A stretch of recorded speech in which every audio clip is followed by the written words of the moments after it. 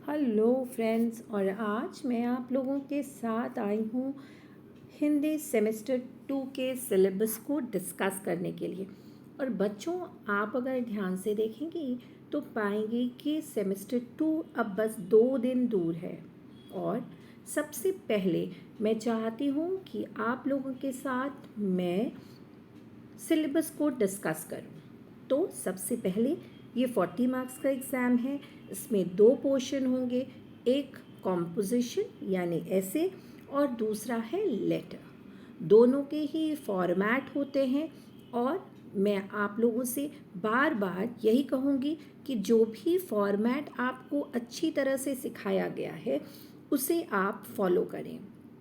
इसके साथ ही जो लिटरेचर पोर्शन है उसमें अगर आप देखेंगी तो काउंसिल हमेशा 2 बुक प्रिस्क्राइब करता है, उसके क्वेश्चन आंसर्स करने के लिए कहा जाता है। इसलिए बच्चों, बहुत ज़रूरी है कि अगर आप के स्कूल में जो भी पढ़ाया गया है 2 बुक उसे ही रेफ़र करें, तुक्का मारने की कोशिश ना करें, इधर उधर मत भटकिए।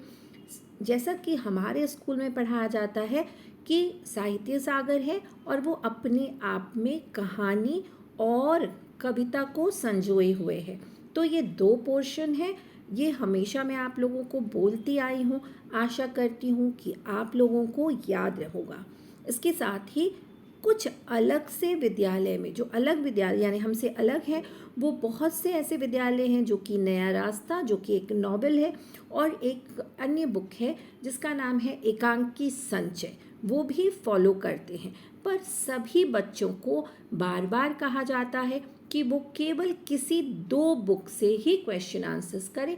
तो मैं अपने बच्चों को यही कहना चाहूँगी कि जिन 2 बुक को स्कूल में पढ़ाया गया है आप उसे ही फॉलो करें। तो इस तरह से देखिए कि जैसा कि क्योंकि मैं साहित्य सागर में डील कर रही हूँ तो आज मैं साहित्य सागर के बारे में ही बताऊँगी। तो बड़े घर की बेटी पहली स्टोरी है, दूसरी स्टोरी है भीड़ में खोया आदमी, तीसरी भेड़ और भेड़िया, और चौथी है 2 कलाकार।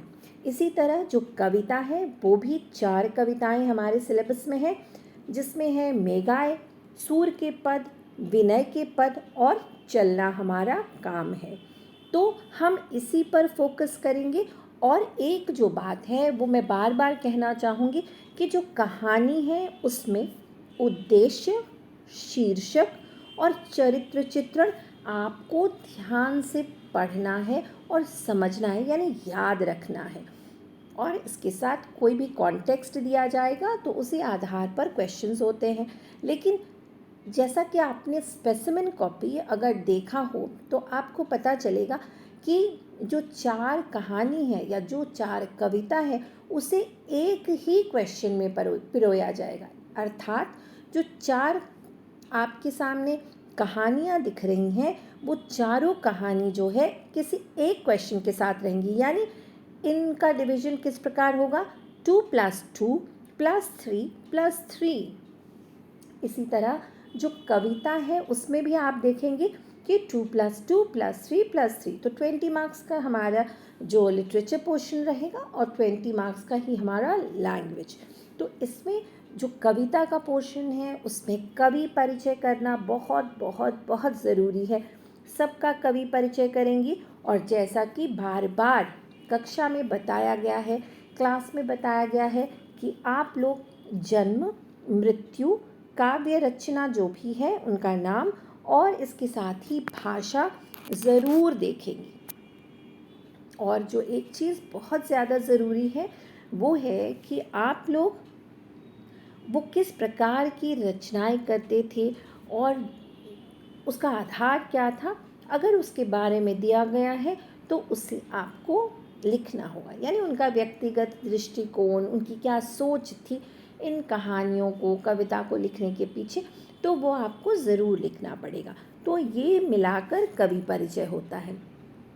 बच्चों, ऑल द बेस्ट। मैं चाहूँगी कि सिलेबस को ध्यान से देखें और फिर स्मार्ट वे में आंसर करें।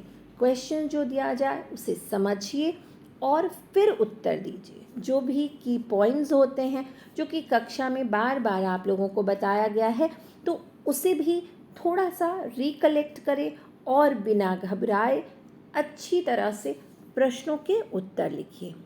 तो थैंक यू।